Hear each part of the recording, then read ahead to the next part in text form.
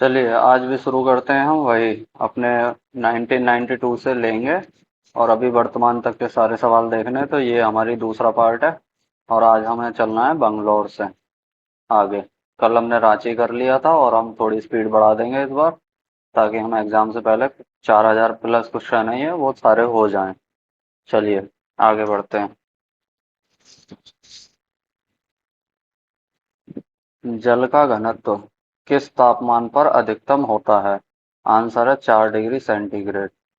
ठीक है, याद रखना है कि जल का जो घनत्व है सबसे ज्यादा किस तापमान पर होता है, तो वो होता है 4 डिग्री सेंटीग्रेड। तो हो गया। स्टेनलेस स्टील क्या है? ये मिश्र धातु है। ठीक है, मिश्र धातु तो है, लेकिन इसमें क्या क्या मिला हुआ है जिससे ये मिश्र धातु है? तो सबसे पहले इसमें आयरन तो है ही है। ठीक है।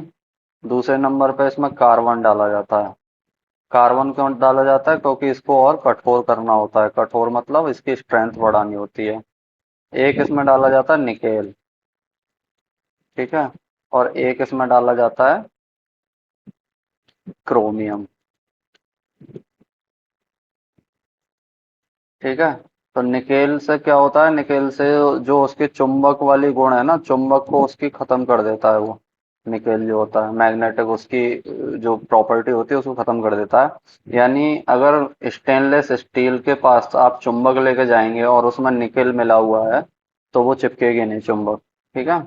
मैग्नेट उस पर काम नहीं करेगी। क्रोमियम क्या काम करती है? क्रोमियम जो है जंग नहीं लगने देती है। आप देखते हैं कि आयरन में जंग लग जाती है, तो वो क्रोमियम अगर आयरन में मिला देंगे तो उससे जंग नहीं लगेगी। तो आगे समझ में। आयरन में हमने कार्बन डाला जो कि उसको और कठोर करेगा। निकेल डाला जो कि उसके चुंबक के गुण को खत्म करेगा। क्रोमियम डाला जो कि उसमें जंग नहीं लगने देगा। ठीक है। अगला, भारत में रेडियो प्रसारण किस वर्ष शुरू हुआ था? तो ये शुरू हुआ था 1927 ईस्वी में। ठीक है। शक्ति का मात्रक क्या है? तो शक्ति का मात्रक क्या है? वाट। ठीक है। सबसे छोटी रुधिर वाहिका क्या कहलाती है? सबसे छोटी रुधिर वाहिका कहलाती है कोशिका। ठीक है। ऊर्जा प्रत्यक्ष या परोक्ष रूप से किससे प्राप्त होती है? तो वो प्राप्त होती है सूर्य से। ऊर्जा का सबसे बड़ा स्रोत और सबसे बड़ा और एकमात्र स्रोत है सूर्य। यहीं से ऊर्जा मिलती है। ठीक है। जैव विकास के पक्ष में किससे प्रत्यक्ष प्रमाण मिलता है? तो वो मिलता है जीवाश्म से। जो भी जीवाश्म होते हैं और जो अब मिलते हैं पाए जाते हैं, उनसे हमें पता चलता है कि पहले क्या स्थिति रही थी और उसमें कितना बदलाव हो गया, आज हम वो स्थिति देख रहे हैं। ठीक है। तो ये हमें पहले की स्थिति के बाद और अब वर्तमान की स्थिति की तुलना करके हम बता देते हैं कि हमने क्या उसमें विकास हुआ है, उसमें क्या बदलाव आए हैं। ठीक है। जीवाश्म का मतलब समझते हैं? जीव प्लस अस्म। अस्म माने होता है पत्थर। जीवों का जो कंकाल होता है वो जो मिलते हैं उनके जीवाश्म, उसी को बोलते हैं। पक्षियों में पंखों का मुख्य काम क्या होता है? शरीर की ऊष्मा को बनाए रखने के लिए रोधन प्रदान करना। कुल मिला के है कि शरीर पक्षियों में पंखों का काम क्या है? एक तो वो उड़ना तो है ही है, वो उड़ते हैं उससे। दूसरा काम है कि उनके शरीर में गर्मी बनाए रखते हैं वो। दोनों तरफ से पंख लग जाते हैं उनकी बॉडी पर, तो वो पंख जो उनके शरीर को बाहर के मौसम से भी बचाते हैं, ठंड वगैरह से। और उनके शरीर की गर्मी प्रदान करते हैं। कौन सा पौधा फल नहीं देता है परंतु बीज पैदा करता है? तो वो है साइकेस। ठीक है।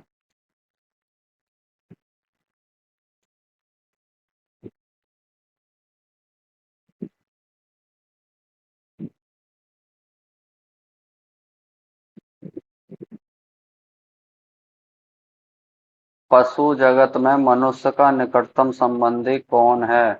वो है गोरिल्ला। सबको पता है कि इंसान आदि मानव से विकसित हो के फिर मानव बना है। तो वो कौन सा जानवर था जो जिससे आदमी का विकास हुआ? तो वो गोरिल्ला ही था। कुछ गोरिल्ले आज भी रह गए जिनका विकास नहीं हुआ है, वरना इंसानों का विकास गोरिल्ला से ही हुआ है। ठीक है। तो सबसे नजदीकी यही है। गोरिल्ला को अगर पढ़ा देते हैं ना तो बहुत ज्यादा समझदार भी होता है। सब जानवरों में सबसे ज्यादा समझदार होता है गोरिल्ला। गर्म खून वाले जानवर उच्च शारीरिक तापमान बनाए रखते हैं ताकि वह तेजी से चल सकें। ठीक है, ये ऑप्शन के अकॉर्डिंग लगाया गया है। ठीक है, गर्म खून के और भी बहुत सारे काम हैं, लेकिन ऑप्शन में आया होगा तो ये सूटेबल होगा, इसलिए ये यहाँ पर दिख रहा है आपको। एक मोटर वाहन का पीछे की चीजें दिखलाने वाला दर्पण आईना कैसा होता है? तो वो होता है उत्तल दर्पण। अब यही समझ लेते हैं, एक होता है उत्तल दर्पण और एक होता है कौन सा, अवतल दर्पण। ठीक है, दो होते हैं, उत्तल और अवतल। जिसको जिसको पास का नहीं दिखता, पास का नहीं दिखता, ठीक है, दूर का दिखता है मतलब, तो उसको क्या बोलते हैं? उसको बोलते हैं दूर दृष्टि दोष। दूर दृष्टि दोष, उसको बोलते हैं दूर दृष्टि दोष। और उसमें कौन सा लेंस यूज होता है? उत्तल लेंस। अवतल लेंस कहाँ यूज होगा? जहां निकट दृष्टि दोष होगा। निकट दृष्टि दोष। अच्छा, नाम के अकॉर्डिंग समझो। निकट का तो सही है और बाकी सारी दृष्टि में दोष है। समझ रहे हैं? निकट का उसको सही दिखाई दे रहा है, निकट दृष्टि दोष का मतलब ऐसा होता है, ना कि निकट की सही नहीं होती। इसमें सीधा मतलब है कि भैया निकट की तो सही है, निकट दृष्टि दोष में निकट की तो सही है, यानी पास की आई साइड सही है, बाकी सारी आई साइड में दोष है। समझ रहे हो? तो दूर का नहीं दिखेगा उसको, तो उसके लिए जब दूर का आदमी को नहीं दिखता है तो कौन सा लेंस लगता है उसके चश्मे में? अवतल। ठीक है। भूकंप तरंगें दर्ज की जाती हैं किसमें? सिस्मोग्राफ में। ये मैंने पिछले वीडियो में ही बताया था। सिस्मोग्राफ क्या है? ये एक उपकरण है। कैसा उपकरण है? ये भूकंप को नापने का उपकरण है। भूकंप तरंगों के प्रकार हमने कल देखे थे पिछली वीडियो में, जो कि थे प्राइमरी, सेकेंडरी एंड लार्ज। इसके बाद हमने इसमें पैमाने देखे थे किस पैमाने पर नापा जाता है भूकंप को, तो वो दो थे, मर्केली और रिक्टर। बस इतना ही समझना था। वह प्रसिद्ध वैज्ञानिक कौन था जिसने अपने स्नानागार में एक प्रसिद्ध खोज की थी? वो थे आर्कमिडीज। इसके पीछे एक बहुत अच्छी कहानी है। जब आर्कमिडीज, आज से लगभग 2500 साल पहले, 2500 साल पहले की बात है, बीसी की बात है, बिफोर सेंचुरी, एक राजा थे, उनके राजा हीरो सेकंड थे। उन्होंने क्या किया, एक ताज बनवाया था।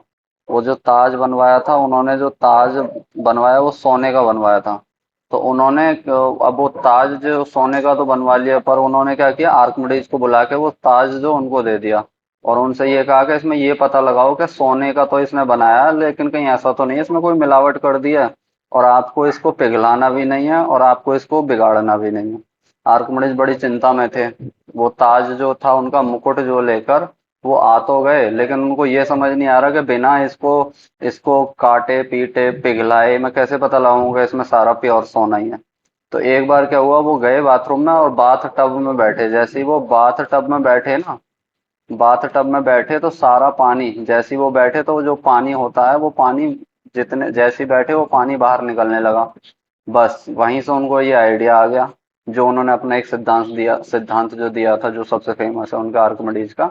तो वो क्या किया, उन्होंने बाथरूम में से निकले और बिना तौलिया वोलिया लपेटे सीधे भागते हुए राजा के पास गए और अपनी उस भाषा में बोलते जा रहे थे कि I have got this, I have got this, मैंने पा लिया करके, और वो भागते गए नंगे ही। तो ये उनकी कहानी थी कि उन्होंने ये स्नानागार में खोज की थी, जो हम पढ़ते हैं। और है क्या वो सिद्धांत? सिद्धांत ये है कि कोई भी वस्तु जब पानी में डुबोई जाती है, वस्तु जब पानी में डुबोई जाती है तो उसके भार में कमी आती है। क्या आप जब पानी में जाते हो तो आपको नहीं लगता कि आपके भार में कमी आ गई है? आपका जो बॉडी है वो मतलब रिलैक्स सी फील हो रही है, वो ऊपर की तरफ, मतलब सारा भार नीचे न जा करके कम भार महसूस होता है पैरों में। तो जो भार में कमी आती है ना, वो क्यों आती है? क्योंकि उसके द्वारा जो पानी है ना, जो वाटर है, पानी जो उसने हटाया है, वो अपने द्वारा भार में कमी उतनी होती है जितना उसने पानी हटाया है। यानी अगर 50 किलो का कोई आदमी है और वो उसको अंदर जाने पर अपना अगर वजन नापेगा, तराजू लेके जाए अंदर पानी में, और उसका वेट आ रहा है 30 किलो अब पानी में, इसका मतलब उसने 20 किलो पानी वहां से हटाया है, 20 किलो पानी उसने रिप्लेस किया है। यही उनका आर्किमिडीज का सिद्धांत था, जिसको वो भागते हुए गए थे नंगे बदन एकदम बिना तौलिया लपेटे राजा के पास। ठीक है, चलिए। ओजोन के बारे में हमने पढ़ा ही था कि ओजोन स्तर हमें किससे संरक्षण प्रदान करती है, वो करती है परावैंगनी विकिरण से। हमने पढ़ ही लिया, यूवी रेज होती हैं, रूवी रेज जो होती हैं वो किससे रुकती हैं, वो ओजोन परत रोक लेती है उनको। ओजोन परत नहीं होगी तो क्या होगा, त्वचा का कैंसर होगा, त्वचा का कैंसर होगा। और क्या होगा, इस ओजोन की त्वचा का कैंसर होगा। ओजोन में जो डिप्लीशन हो रहा है, जो छिद्र हो रहा है, जो क्षरण हो रहा है, वो किसकी वजह से हो रहा है, सीएफसी, क्लोरोफ्लोरोकार्बन। और वो निकलती किससे है, फ्रिज से निकलती है, एसी से निकलती है, स्प्रे से निकलती है। अच्छा, और ओजोन दिवस कब मनाया जाता है? ओजोन दिवस 16 दिसंबर को मनाया जाता है। कौन सा प्रोटोकॉल था जो ओजोन से संबंधित था? Montreal protocol. ये सारी बातें हमने कल ली थी कल। मॉन्ट्रियल 1987 का। एक चीज जो नहीं करवाई थी मैंने, वो ये था कि इसकी इकाई क्या है, ओजोन ओजोन को की मात्रक क्या है, इकाई क्या है। तो इसका इकाई है डॉप्सन। बस। इसके बाद कोई भी ऐसा सवाल नहीं है जो आप ओजोन से ना कर पाए। गर्म किए जाने पर नीले कांच में किस रंग की चमक होगी? तो वो होगी लाल रंग की। विटामिन बी 12 में कौन सी धातु विद्यमान होती है? उसमें होती है कोबाल्ट। चलो, विटामिन की बात आई है तो एक चीज समझ लो, KEDA, कीड़ा, ये सारी होती हैं वसा में घुलनशील। बचा क्या इसके अलावा? इसके अलावा बचा B, C और H, ये होती है जल में घुलनशील। विटामिन है ये सारी, KEDA, B, C, H। इसके अलावा कोई विटामिन नहीं होती है, ठीक है। तो जो B, C और H, ये सब जल में घुलनशील है। अब होता क्या है कि अगर इतना समझ लीजिए, अगर जल में घुलनशील है तो आपकी शरीर में ये कभी भी रुकेगी नहीं, ये विटामिन। आप विटामिन सी खा रहे हैं, आंवला खा रहे हैं आप, ठीक है। तो आप आंवला खा रहे हैं, जब तक वो पेट में है जब तक तो वो आपको विटामिन सी दे रहा है। जैसे ही आपने सुसु गए तो वो सारा आपका विटामिन सी निकल जाता है, मतलब वो पानी के द्वारा, ठीक है। तो इसका मतलब वो जल में घुल के वो विटामिन सी निकल गया, तो जब तक खाएंगे जब तक है। KEDA के साथ ऐसा नहीं है, डी भी रुकता है, ए भी रुकता है, ई भी रुकता है, के भी रुकता है, ये सब रुकते हैं क्योंकि ये वसा में घुलनशील होते हैं, बॉडी में हमारे जमा हो जाते हैं, ठीक है। तो KEDA वसा का है और BCH जो है वो जल का है। वायुमंडल में कौन सी निष्क्रिय गैस सर्वाधिक मात्रा में होती था? आर्गन। ये मैंने कल बताया था, आर्गन। क्यों बताया था? क्योंकि बल्ब जो होता है, बल्ब जिसमें बीच में टंगस्टन का तार होता है, टंगस्टन का तार क्यों होता है वो भी मैंने बताया था कि उसका जो गलनांक होता है 2400 डिग्री सेंटीग्रेड से भी ज्यादा होता है, ठीक है। और दूसरी बात इसमें गैस बताई थी मैंने, एक बताई थी नाइट्रोजन और एक बताई थी आर्गन। ये जो आर्गन गैस है ये अक्रिय गैस है, यानी वो क्रिया नहीं करेगी, निष्क्रिय गैस है, ठीक है। इसीलिए उसको डाल देते हैं। और ये इन दोनों गैसों की वजह से क्या होता है, वो टंगस्टन का तार मेल्ट नहीं होता है, पिघलता नहीं, ठीक है, वरना पिघल जाएगा वो इतनी ज्यादा टेम्परेचर पे। दांतों का क्षरण होने लगता है फ्लोरीन की कमी के कारण। प्रकाश संश्लेषण की प्रक्रिया की समाप्ति पर बने पदार्थ हैं, ग्लूकोज बनेगा, एक पानी बनेगा, ऑक्सीजन बनेगा, ठीक है। निकट दृष्टि दोष के निवारण के लिए किस प्रकार के लेंस का प्रयोग किया जाता है? निकट दृष्टि दोष मतलब निकट की तो ठीक है, और बाकी सारी दृष्टि में क्या है, दोष है, यानी कि दूर का नहीं दिखेगा आदमी को, दूर का नहीं दिखेगा। और जब दूर का नहीं दिखेगा तो अवतल लेंस लगेगा, ठीक है। और अगर यही होता दूर दृष्टि दोष, तो इसका मतलब है कि दूर दृष्टि तो दूर की तो ठीक है, पास की नहीं है। पास की जब नहीं है, पास की जो है खराब है, तो तब लगता कौन सा, उत्तल, ठीक है। भोपाल का है ये, 1992 का ही है। नींबू में मुख्यतः कौन सा एसिड उपस्थित रहता है? तो नींबू में होता है साइट्रिक एसिड, ठीक है। ये एसिड वाली लिस्ट भी मैं अब अगली वीडियो में आपको दे दूंगा, ठीक है, आप पढ़ लीजिएगा। भोजन में लोहे की कमी से कौन सा रोग हो सकता है? तो एनीमिया। अच्छा, अब इसको ठीक से समझ लो, लोहे की कमी से, इसको बोलते हैं आयरन, यानी बॉडी में आयरन की कमी हो जाने से भी इसको आयरन भी बोलते हैं, ठीक है। इसको क्या और बोलते हैं? इसको हीमोग्लोबिन भी बोलते हैं, हीमोग्लोबिन, ठीक है। इसकी अगर कमी हो जाए, और इसको लौह तत्व भी बोलते हैं, लौह तत्व। अगर इन मतलब ये सारी चीजें एक ही चीज के पर्यायवाची नाम है। अगर इनमें से इनकी कमी होती है तो आदमी के शरीर में कौन सा रोग होगा? एनीमिया का रोग होगा।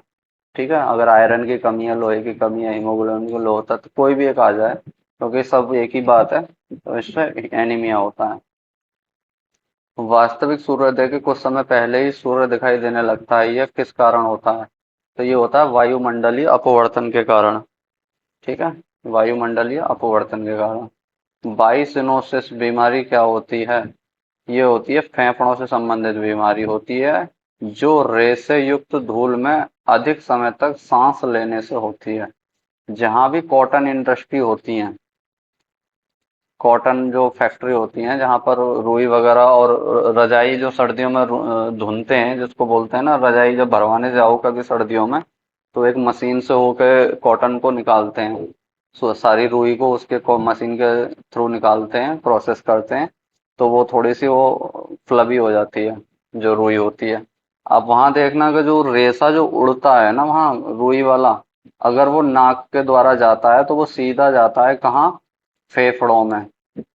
फेफड़ों में जाता है, और फेफड़ों में क्या होता है? वो जम जाता है वहीं।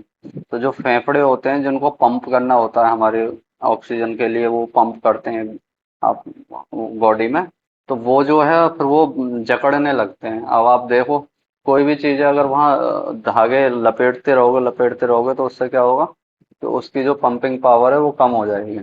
ठीक है, जैसे साइकिल अगर हमने कभी बचपन में चलाई है, छोटे बहुत गाड़ी वगैरह चलाई है, तो गाड़ियों में वो अगर कोई कपड़ा या कोई धागा अगर उसके पहियों में लिपट जाता था, है ना, लपेट जाता था, तो वो गाड़ी की चाल का कम हो जाती थी। सेम ये जो है कॉटन के जो रेसे हैं ना, ये धागा ही बना लेते हैं एक तरह से फेफड़ों के पास जाकर, और ये फेफड़ों को जो है जकड़ते रहते हैं, और फेफड़ों को चलने भी नहीं देंगे। चलने नहीं देंगे तो फिर सांस के रोग बनेंगे, सांस भी नहीं ले पाएगा इंसान। ठीक है, तो ये वही उसी कारण से होता है। जल में पानी का बुलबुला किसकी भांति व्यवहार करता है? तो वो करता है अवतल लेंस की भांति। पीतल के निर्माण में कौन सा धातु प्रयुक्त होता है? तो वो होता है तांबा और जस्ता। जस्ता और तांबा, तो इसका वही है पिताजी। बहुत चल रहा है ये पिताजी वाला। तो पीतल में क्या बनेगा? तांबा और जिंक। तांबा और जिंक मिला के क्या बनाएंगे? पीतल। पिताजी। ठीक है। विद्युत बल्ब की ज्योति दक्षता का मात्रक क्या है? तो उसका मात्रक है ल्यूमेन या वाट। इलेक्ट्रॉन वोल्ट किसका मात्रक है? वो है ऊर्जा का। डायनामाइट में मुख्य रूप से पाया जाता है नाइट्रोग्लिसरीन। ठीक है, नाइट्रोग्लिसरीन।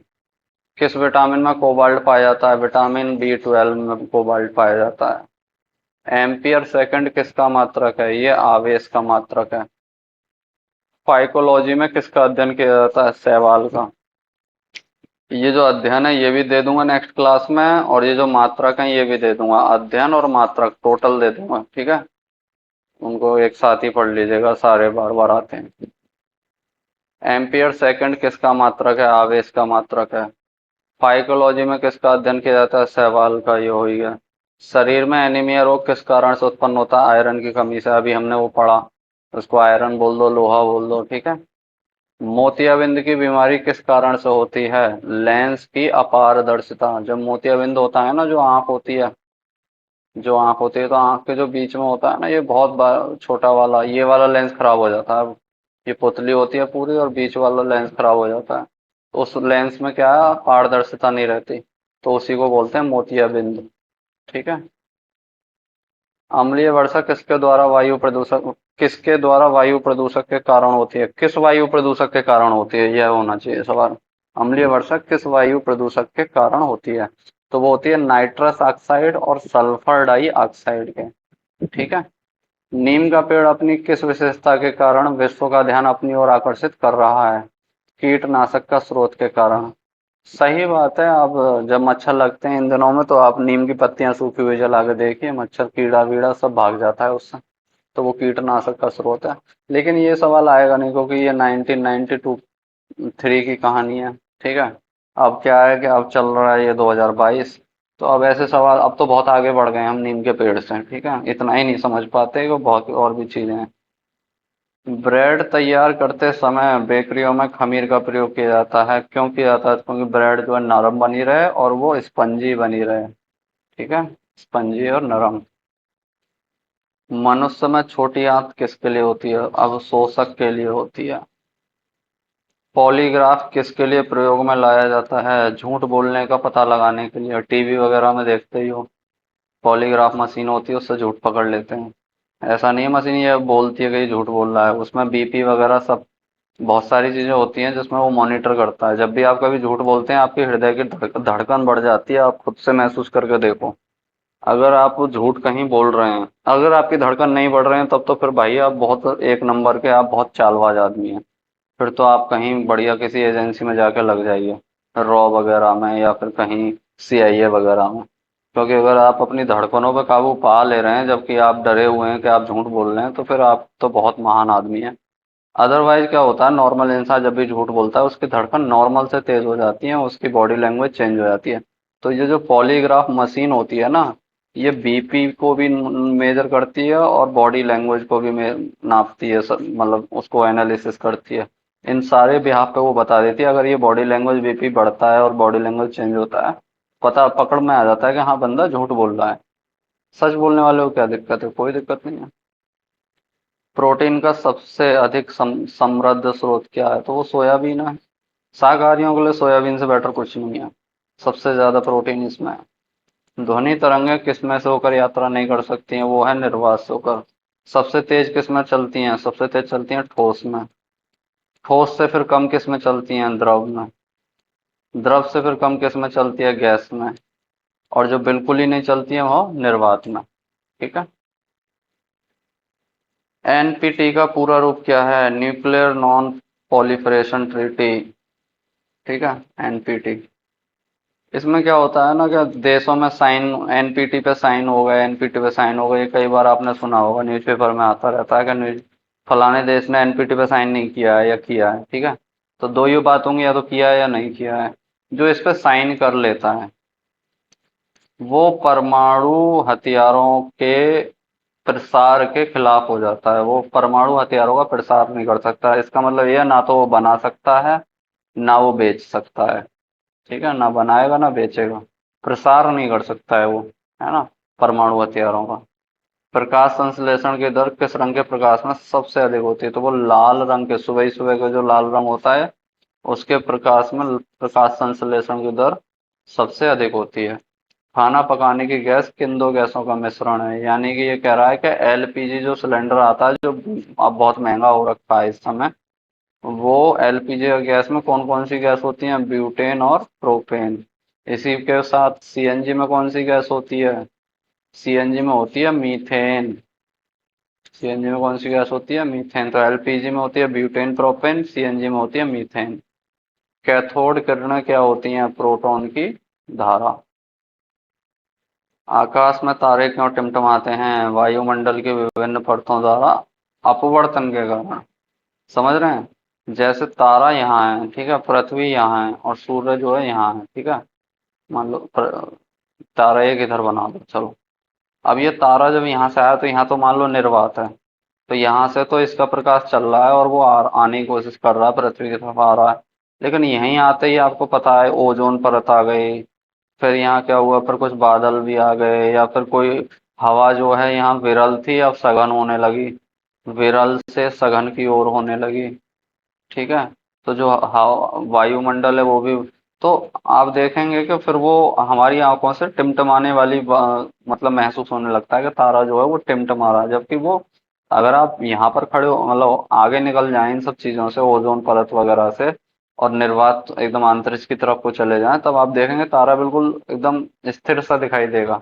बट वो यहाँ पहुंचते हैं, मैंने यहाँ पर कुछ ओजोन परत है, कुछ हवा के कण हैं, कुछ कुछ कुछ कुछ चीजें हैं वायुमंडल के, जिनसे वो लगता है कि हाँ वो टिमटिमा रहा है। ठीक है। विटामिन ए की कमी के कारण सामान्यतः शरीर का कौन सा अंग प्रभावित होता है? आंख। ए माने, ए माने आंख। ठीक है। होती नहीं है वैसे, ए माने आंख, बस इतना याद रखो, ए माने आंख। चमगादड़ों में कौन सा पाया जाता है? पराश्रव्य ध्वनि तरंग। ये तीन प्रकार की ध्वनि तरंग होती है, देखो पराश्रव्य बताते हैं, इससे पहले मैं तीनों प्रकार की बताता हूँ। एक होती है अपश्रव्य, ये होती है 20 हर्ट्ज तक। ठीक है, 0 से 20 हर्ट्ज तक। और जो मनुष्य सुन सकता है वो 20 हर्ट्ज से 20,000 हर्ट्ज तक की सुनता है। हम जो सुन रहे हैं इस समय 20 से 20,000 के बीच की ध्वनि सुनते हैं। और एक जो 20,000 से ऊपर की जो ध्वनि होती है, 20,000 हर्ट्ज से ऊपर की ध्वनि होती है, उसी को बोलते हैं पराश्रव्य ध्वनि तंत्र या अल्ट्रासोनिक, है ना, वेव, यही सब बोलते हैं। ये चमगादड़ सुनती है इसको, चमगादड़, और कुत्ते सुनते हैं इसको। अपश्रव्य को कौन सुनता है? इसको हाथी सुनता है। इसको कौन सुनता है? इसको मानव सुनता है। और बाकी तो सब सुनते ही हैं। मतलब मानव इतना यूजलेस आदमी है, मतलब यूजलेस कह लो या टैलेंटलेस कह लो, है ना, इनमें तब भी ज्यादा टैलेंट है, इतनी सुन लेते हैं ये। मानव तो बताओ इतनी सुनना है, इतनी तो ये भी सुनना है, इधर वाले भी और इधर वाले भी। लेकिन मानव सिर्फ इतनी सुनना है, इधर हाथी सुनना है, इधर चमगादड़ कुत्ते सुनना है, इनके मजे हैं। जब भी तो कुत्तों को पता चल जाती है कहीं भूत प्रेत और ये सब की बातें, कुत्तों को भूत दिखाई देते हैं, ये सब जो बातें होती हैं। चलिए, हवा में छोड़े जाने पर प्रक्षेपण किस तरह के पथ का अनुसरण करता है? वो परावलयकार चलेगा, है ना। यहाँ से छोड़ेंगे, ऐसे जाएगा और ऐसे गिरेगा, तो ये क्या बना रहा? परवलयकार पथ। अंतरिक्ष यात्री को अंतरिक्ष कैसे दिखाई देता है? उसको दिखेगा काला। काला क्यों दिखेगा? क्योंकि वहां ना तो कोई भी परावर्तन नहीं होता है किसी भी प्रकार की किरणों से। आप मूवी वगैरह में देखो, अगर अंतरिक्ष दिखाएंगे तो वो काला ही दिखाएंगे, ठीक है। वो टेक्निकल ये है इसमें, क्योंकि जैसे ही वायुमंडल में कोई प्रकाश आता है तो वो परावर्तित होने लगता है, क्योंकि कुछ धूल वूल के कारण। अब ऐसे समझिए, आपके कमरे में धूप नहीं आती है, आप एक कमरे में बैठे हैं, आपके कमरे में धूप नहीं आती है, लेकिन आपने महसूस किया होगा कि दिन में जब सूरज एकदम 1 या 2 बज रहे होंगे, 12 बजे का या 2 बजे का सूरज जो होगा, उस समय उस कमरे में लाइट बढ़ जाती है, उसमें जो दृश्यता है वो बढ़ जाती है उस कमरे में, धूप नहीं के आते हुए भी। उसका कारण ये है कि जो बाहर कण है ना, उन्होंने उस प्रकाश को ना परावर्तित किया है कमरे की तरफ को।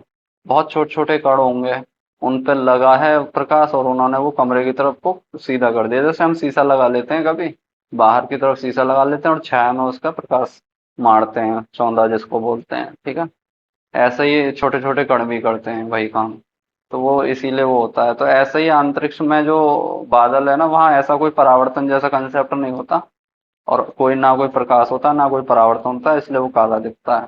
थोड़ा नीचे आ जाओगे तो वो परावर्तित होने लगेगा प्रकाश, आपको वो नीला दिखने लगेगा। नीला भी क्यों दिखेगा? नीला इसलिए दिखेगा क्योंकि नीला ही है जो दिखता है। बहुत अधिक धुएं से भरा कोहरा क्या होता है? धूम कोहरा। खून की कमी को क्या कहा जाता है? एनीमिया। कई बार आ गया, अब तो रट गया होगा। ध्वनि किस रूप में यात्रा करती है? अनुदैर्ध्य तरंग गति के रूप में। इम्पोर्टेंट है, कभी भी आ जाता है। अनुदैर्ध्य तरंग गति में भारी पानी किसका सूचक है? ड्यूटीरियम ऑक्साइड, D2O, इसका वो है D2O, भारी पानी, ठीक है, ड्यूटीरियम ऑक्साइड। चमगादड़ किस सिद्धांत के द्वारा संचालन करते हैं, जिसका गुरुत्व ध्वनि के आधार? ध्वनि ध्वनि भी अभी बता दी थी, पराश्रव्य, है ना, पराश्रव्य ध्वनि। बट वो ध्वनि से कैसे करते हैं? जैसे चमगादड़ जो उड़ती है ना, जैसे चमगादड़ है, ये क्या करेगी? यहाँ से पराश्रव्य ध्वनि छोड़ेगी। अगर वो ध्वनि नहीं लौट के आई तो वो समझ जाएगी ये सारा रास्ता खाली है। और अगर वो ध्वनि कहीं से टकरा के और उस तक वापस आ गई, वो समझ जाएगी अगर कोई अवरोध है, वो अपना तुरंत रास्ता बदल लेगी। तो ये उसका टेक्नोलॉजी होती है कि वो आगे कैसे बढ़ रही है। पृथ्वी के पटल में सबसे अधिक मात्रा में कौन सी गैस है? तो वो ऑक्सीजन है। बिजली के बल्ब में जो तंतु होता है वह किसका बना होता है? टंगस्टन का। ये कल मैंने बताया ही था, टंगस्टन का बना होता है। क्यों बना होता है? क्योंकि 3400 डिग्री सेंटीग्रेड तक से ज्यादा का भी क्या होता है उसका गलनांक, यानी वो गलेगा नहीं। इसमें बल्ब में कौन कौन सी दो गैसें होती हैं? नाइट्रोजन और आर्गन, ठीक है, बस हो जाना चाहिए। ध्वनि किस रूप में यात्रा करती है? अनुदैर्ध्य तरंग गति के रूप में। बर्फ पानी पर तैरती रहती है क्योंकि बर्फ का घनत्व पानी के घनत्व से कम होता है। विशाल प्लावी बर्फ में कितना बर्फ? यही आर्किमिडीज का सिद्धांत था। क्या होता है? कौन डूबता है, कौन नहीं डूबता है, क्यों नहीं डूबता है? कील डूब जाती है, लोहे की कील जो है डूब जाती है, जहाज नहीं डूबता, क्यों? वही आर्किमिडीज का सिद्धांत है, क्यों नहीं डूबता है, वही मैंने तुम्हें बताया। डूबने के लिए ना, जितना वो पानी हटा रहा है वो उसके वजन के बराबर होना चाहिए, तब वो डूबेगा, नहीं तो तैरता रहेगा। वो हटा ही नहीं पा रहा अपने से ज्यादा पानी, तो फिर वो क्यों? तो ये बर्फ का जो है 1/10 भाग जो है पानी के ऊपर ही रहेगा, ठीक है। विटामिन डी की कमी को पूरा करने के लिए भोजन में किसकी प्रचुर मात्रा होनी चाहिए? मछली की होनी चाहिए, यकृत तेल की होनी चाहिए, अंडे की होनी चाहिए, दूध की होनी चाहिए, और सूर्य के प्रकाश की भी होनी चाहिए। सूर्य का प्रकाश भी क्या है, बहुत जरूरी है विटामिन डी बनाने के लिए। लेकिन सूर्य का प्रकाश ऐसे नहीं है कि बॉडी में अगर वसा नहीं है, ये देखो ये चीज नहीं कोई बताएगा। वसा बहुत जरूरी है। विटामिन डी अगर सूर्य के प्रकाश से बनानी है विटामिन डी, तो वसा जरूरी है।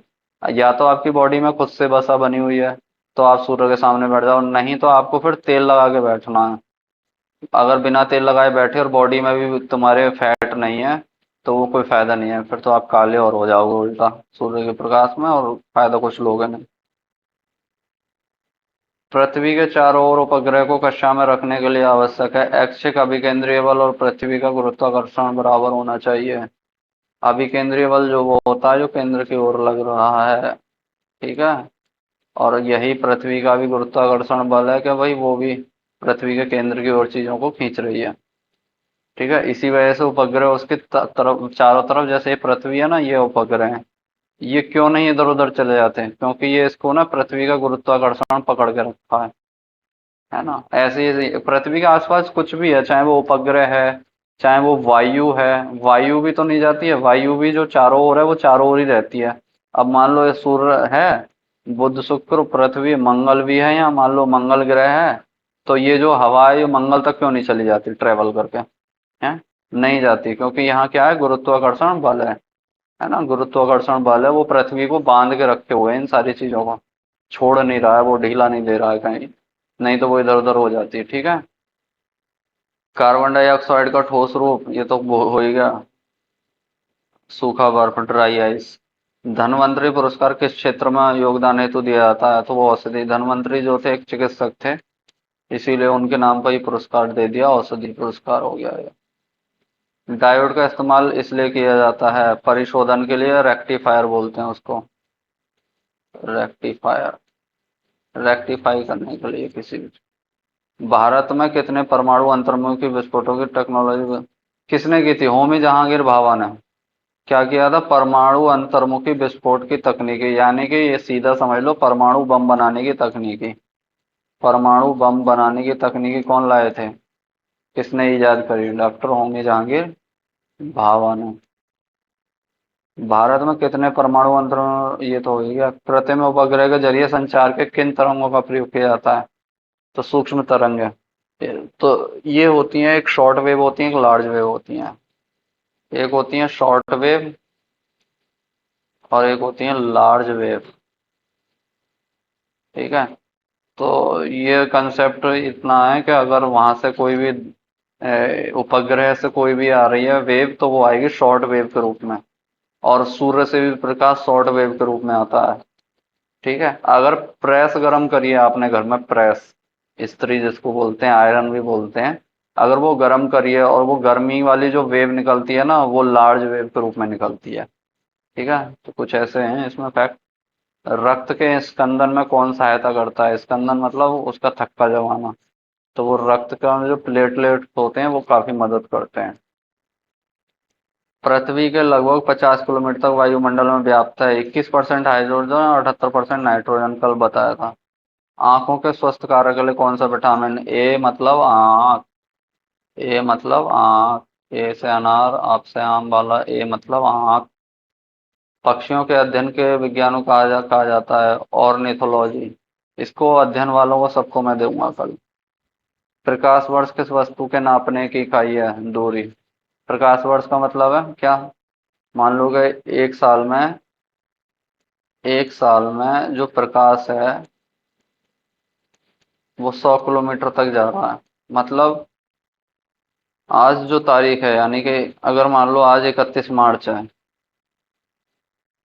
31 मार्च को यहाँ से मैंने प्रकाश मतलब टॉर्च जलाई, और टॉर्च क्या जलाई, बहुत तगड़ी टॉर्च है, ठीक है, बहुत दूर तक मार सकती है वो। अब वो यहाँ से मैंने जलाई और वहां से प्रकाश स्टार्ट हुआ चलना चलना चलना, ठीक है।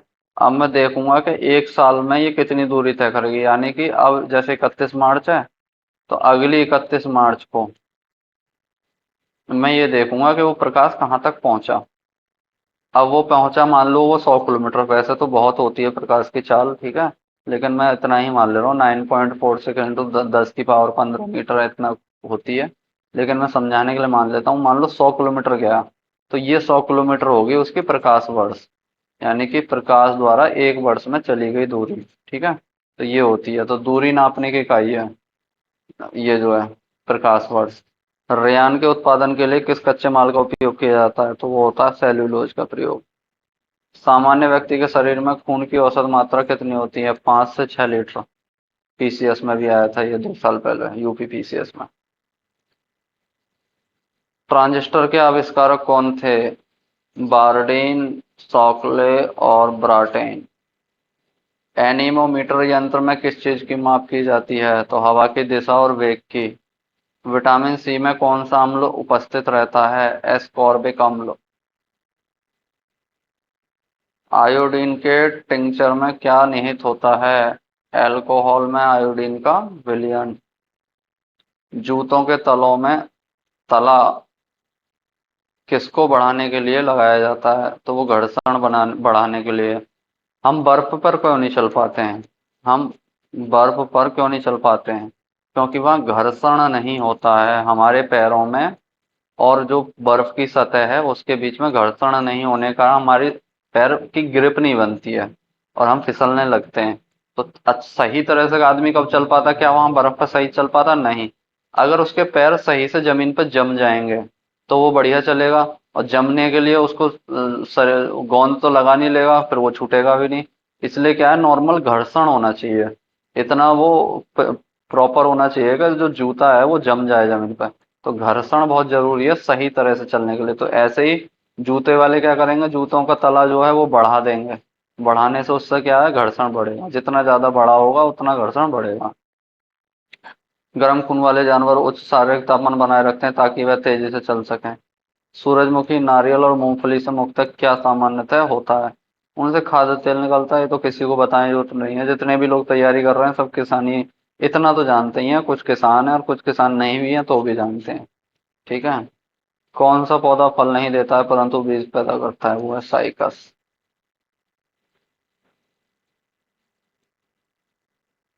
पशु जगत में मनुष्य का निकटतम संबंधी कौन है, गोरिल्ला है। एक मोटर वाहन के पीछे चीजें देखने वाला दर्पण कौन सा होता है, उत्तल, ये हो चुका है। सबसे कठोर सामग्री पदार्थ कौन सी है, हीरा। सबसे कठोर है हीरा, और हीरे को कौन काटता है, हीरे को हीरा ही काटता है। जैव विकास के पक्ष में किससे प्रत्यक्ष प्रमाण मिलता है, जीवाश्म से। ऊर्जा प्रत्यक्ष या परोक्ष रूप से किससे प्राप्त होती है, सूर्य से। ये रिपीट हो रहे हैं सवाल।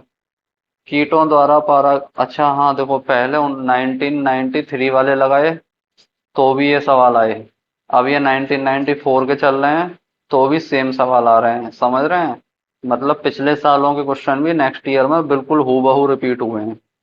तो इसका मतलब ये है रिपीट बहुत कर रहा है रेलवे। आरआरबी जो है रिपीट करेगा, और अगर ये रिपीट के लिए आपने यही, मेरे जो साइंस के क्वेश्चन है 4000 प्लस क्वेश्चन है, इन 4000 प्लस क्वेश्चन को जब आप कर लेंगे तो आपके रिपीट वाला सिस्टम, मतलब आप ये मानिए कि आपका बहुत कुछ हल हो जाएगा।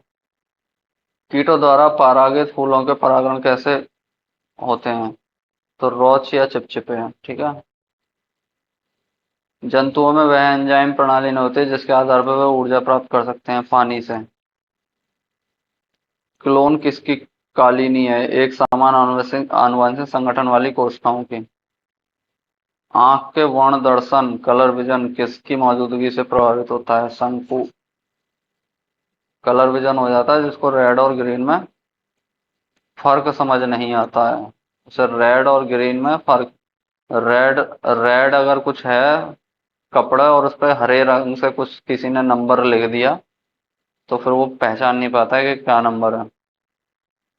एस्बेस्टॉस द्वारा कौन सा रोग फैलता है, बात स्पीति। तो ये रही आपकी आज की क्लास। और हम अब तक 1994 के कर चुके हैं।